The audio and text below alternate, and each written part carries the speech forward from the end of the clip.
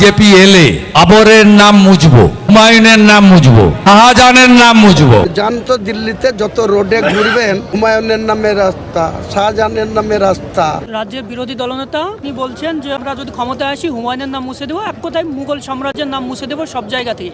ক্ষমতায় তো ওনারা আছেন কেন্দ্রে, পাশাপাশি বিভিন্ন রাজ্য আছে, উত্তরপ্রদেশ, দিল্লিতেও আছে, ওখানেও তো মুঘল সাম্রাজ্য আছে। তাজমহল, লালকেল্লা, কুতুব মিনার সবগুলো তো মুঘল সাম্রাজ্য। বাবা না ঠাকুরদা কে হয় নরেন্দ্র মোদী, তা সে তো দিল্লিতে বসে আছে, সে কটা মুঘলদের নাম মুছতে পেরেছে। জানতো দিল্লিতে যত রোডে ঘুরবেন হুমায়ুনের নামে রাস্তা, শাহজাহানের নামে রাস্তা, সমস্ত মুঘল সম্রাটদের নামে, জাহাঙ্গীরের নামে রাস্তা।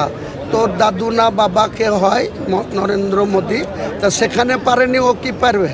ও হুমায়ুনের কাছে মুর্শিদাবাদে ঢুকতে দেবো না মনে করলে। যেদিন বলবো যে তোকে মুর্শিদাবাদে ঢুকতে দেবো না, তা ঢুকতে দেবো না। তো কি আমার বাবরি মসজিদের কাছে আসবি? বাবরি মসজিদ বন্ধ করার আগে মুর্শিদাবাদে এই নদীয়ার এই কালীগঞ্জের মোড় থেকে তোকে গো ব্যাক দিয়ে পাঠিয়ে দেবো ওই কাঁথিতে।